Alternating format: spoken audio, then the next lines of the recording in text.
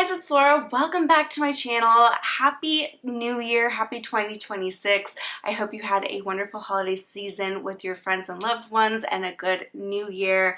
Now, lately I've been talking a lot about beauty on my channel and I wanted to talk about bags again because there have been a few that have caught my eye recently and I just, I wanted to talk about them. It's been a minute, like I said. So this video is going to be very Dior heavy.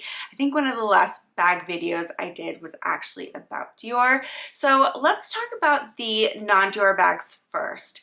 Now, this first bag is from Chanel. It's been called the Chanel 26. I saw this a few days ago online and I definitely had some opinions, and it seems like a lot of people have online as well. This is a style of bag, this east-west style with the long shoulder straps that we've seen around the last couple of years. There are tons of brands that have come out with this style. I think Alaïa was the first one to do it, but there are a variety of bags to choose from if you want something that follows this trend from the very high-end designers to a more contemporary designer. There's something at every price point. This Chanel version of it, I don't know, it just doesn't feel, I just don't like the placement of the straps. I think that's my major pet peeve about this bag. Those straps look weird to me, and I don't know if this was a question of they wanted to keep that flap style and just maybe the straps really weren't working and that was just the best place to put them.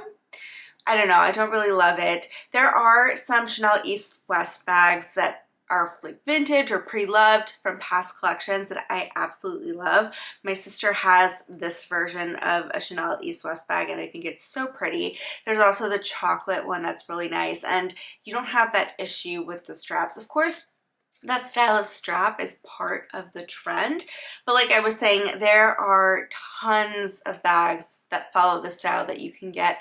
I really like this one from Freya. I saw a girl wearing it in the elevator in like a brown, like a really nice dark brown color, and I thought it was absolutely beautiful.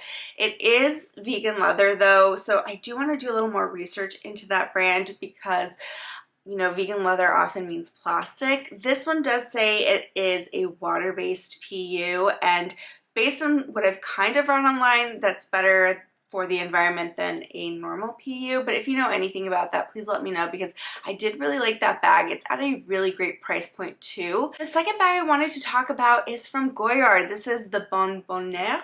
Let me know. I don't know. One of my goals for 2026 is to get back into French class.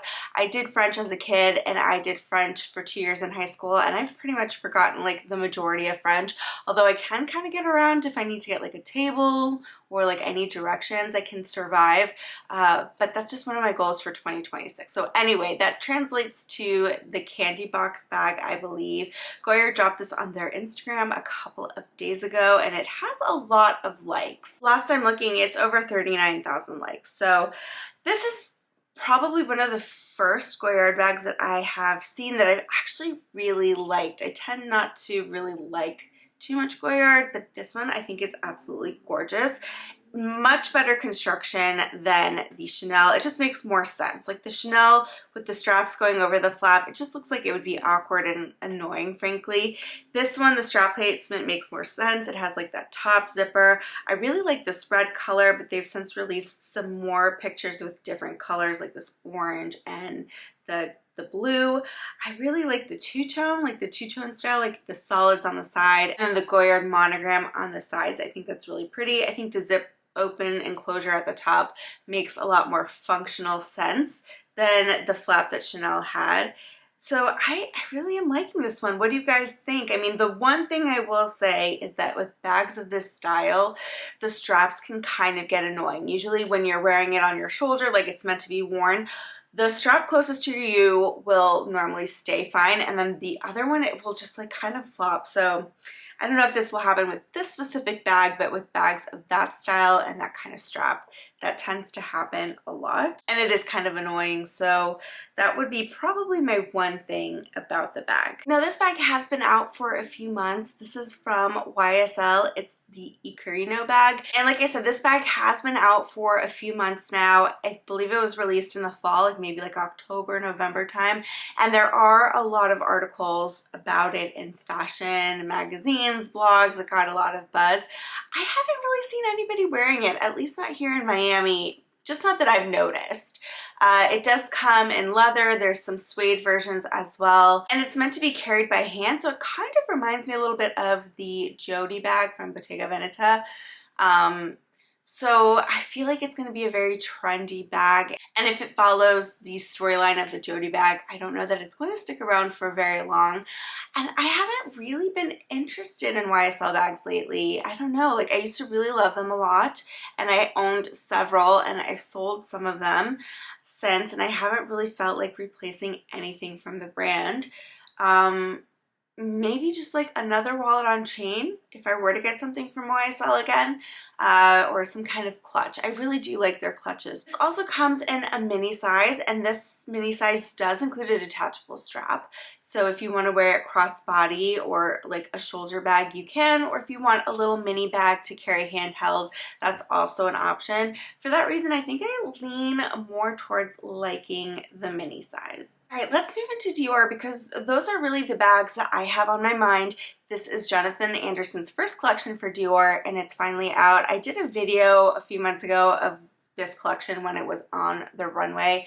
I really loved it because it was very girly, very pastel-y, and I thought it was just so pretty. Now the bags are here. So the first bag is the bow bag. Now this is meant to be kind of like a clutch. There also is a chain. There are two different sizes, the small and the medium. I think I like the medium a little bit better than the small because it has that slouchier, because of the length of it, it can have like a slouchier dip where the bow is, and it has more of that bow feeling to it than the small one. I do like it. I have seen a lot of people online saying that it looks like a cosmetic pouch or like a gift with purchase, or that it just doesn't feel like it's worth $4,300 to $4,800. But I can see why people would say it kind of feels like a cosmetic bag. All right, so let's talk about the pink monogram, because that is like my favorite of this collection. I think I just love how the book tote looks. It looks so girly and so pretty, very coquette. Feels very like, I don't know, Victorian or Bridgerton. I love the book tote so much in this. I think it's all sold out online. And yeah, it's sold out online.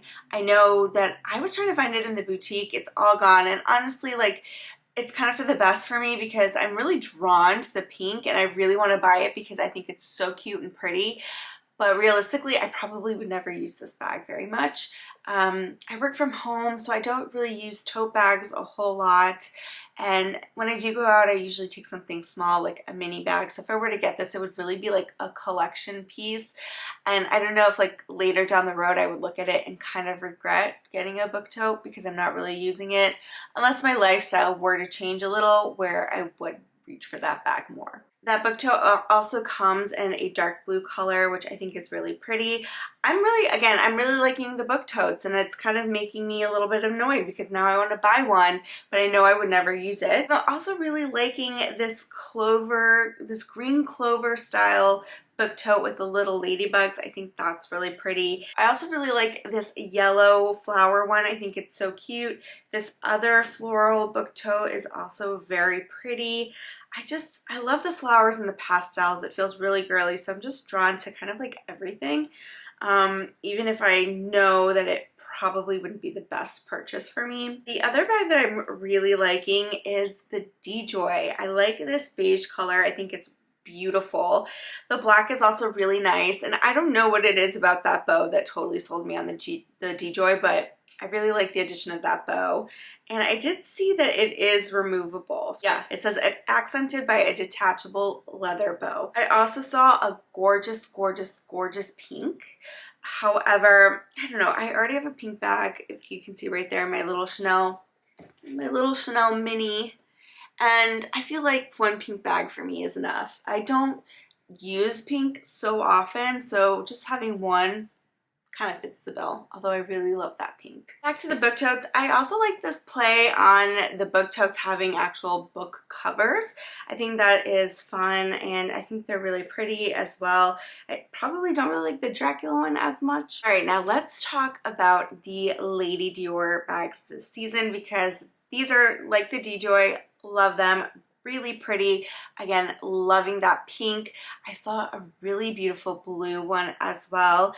And I don't know, I kind of want to add either a D-Joy or a Lady Dior to my collection. I can't decide which one I would like the best, so I think I need to go into the boutique and kind of compare. I almost did buy a Lady Dior a few years ago, and then ultimately I think I ended up buying a Chanel bag instead. And I still think about it. There's also this clover version of the Lady Dior this season, and there is a little ladybug featured on them. These are pretty expensive. They're listed for $9,500 for the mini size, and it says to contact a client advisor. Now, I was seeing somebody online saying that it was giving Kate Spade. I totally see where they're coming from, because it does give Kate Spade, and not that that's a bad thing, because Kate Spade has some really cute bags. I think the point was more like, you can get this look for a lot less at Kate Spade if this is kind of the vibe that you're going for, especially when the bag is like, if you're buying here in the US, that bag is going to be over $10,000 after tax. So it's really expensive. So I can see why people are saying that. Well, those are all the bags kind of that have been catching my eye, at least this first part of January. There was another bag on the runway, and I have to look and see if that's on the website, because it was really cute. It was like a trapeze style bag with a bow, and I really did like that version. All right, guys, well, that is it for this video. If you liked it, I hope you'll give it a thumbs up or a hype. And if you're not subscribed to my channel, I hope you will consider doing so. And if you are subscribed to my channel, thank you so much. I really appreciate it. And I'm gonna leave 2 videos at the end of this video if you're not done with my channel to watch, and I will see you in the next one. Bye, guys.